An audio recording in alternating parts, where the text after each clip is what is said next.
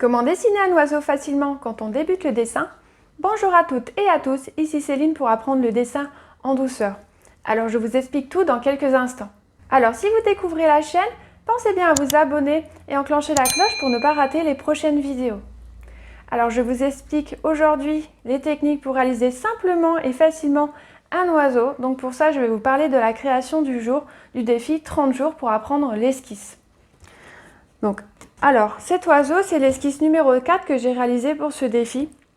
Donc en fait, je vais me servir, encore une fois, des formes géométriques. Donc je pense que c'est une approche plutôt facile pour vraiment réussir à coup sûr son modèle. Donc en fait, sur le modèle, dans un premier temps, on va l'observer. Donc on va un petit peu repérer où il se situe, quelles sont les zones de vide où on ne va pas dessiner, quelles sont les formes du dessin.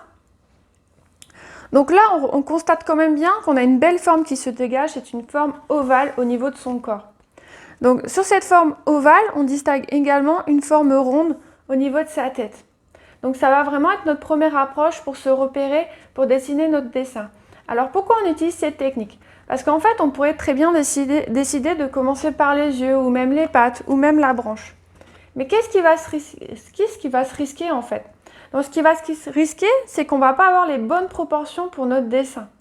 Donc en fait, on va risquer de peut-être être situé trop sur la droite, trop sur la gauche, ou peut-être d'avoir une patte plus petite que l'autre en fait. Donc avec cette technique d'approche, on est sûr que tout de suite, on aura le volume souhaité pour notre animal. Donc cette technique est bien sûr valable pour tous les dessins d'esquisse qu'on peut réaliser. Donc une fois qu'on a tracé notre zone de repère, donc en fait on va pouvoir éloigner notre modèle et ainsi mieux le visualiser. Donc en le visualisant mieux, on va pouvoir vraiment regarder si oui ou non il faut augmenter le volume, baisser le volume. Une fois que c'est validé, là on va pouvoir s'amuser un petit peu à venir le détailler à l'intérieur. Donc quand c'est validé, on va venir redétailler l'intérieur et vous allez voir que ça va être beaucoup plus facile de le dessiner. Parce qu'en fait, on aura déjà les volumes et on n'aura plus qu'à s'amuser à venir retravailler le corps. Donc au niveau de la queue et des pattes, moi j'ai remarqué une forme assez rectangulaire au niveau du volume bien sûr. Donc en fait, on vient tracer sa forme rectangulaire pour bien tracer son volume et après il ne nous reste plus qu'à détailler l'ensemble.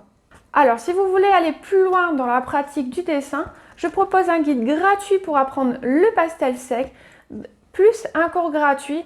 Donc si tu es intéressé, les liens sont en barre de description. Donc au niveau de l'oiseau, une fois qu'on a fait tous nos petits détails, en fait, il ne nous reste plus qu'à venir un petit peu faire les ombrages en fait. Donc dans le défi 30 jours pour apprendre l'esquisse, c'est pas une obligation parce qu'on apprend à créer le mouvement avec sa main. Donc moi j'ai voulu aller un petit peu plus loin dans ce défi, donc là ça c'est vraiment à vous de décider. Donc pour les ombrages, on va toujours partir du plus clair vers le plus foncé. Parce que si on part tout de suite sur le foncé, on risque d'avoir du mal à retravailler. Donc il y a des petites zones qui sont un peu plus blanches, donc celles-là on ne va pas les dessiner, on va les laisser neutres. Pour les zones un peu claires, en fait on va venir colorier avec son crayon. Et on va venir estomper, donc soit avec notre doigt ou avec un estompeur. Bon, ça sera plus propre avec un estompeur. Ça évitera toutes les petites taches qu'il peut y avoir autour. Bon, là, c'est à force de manipuler, en fait. Et en fait, on va venir estomper. Ça va créer une première couleur, une couleur assez grisâtre, assez claire. Et par-dessus, on va pouvoir lui faire quelques plumes, donc quelques traits. Et une fois qu'on a fait ça, on va venir accentuer notre trait jusqu'à temps qu'on crée un volume assez clair pour partir vers le foncé.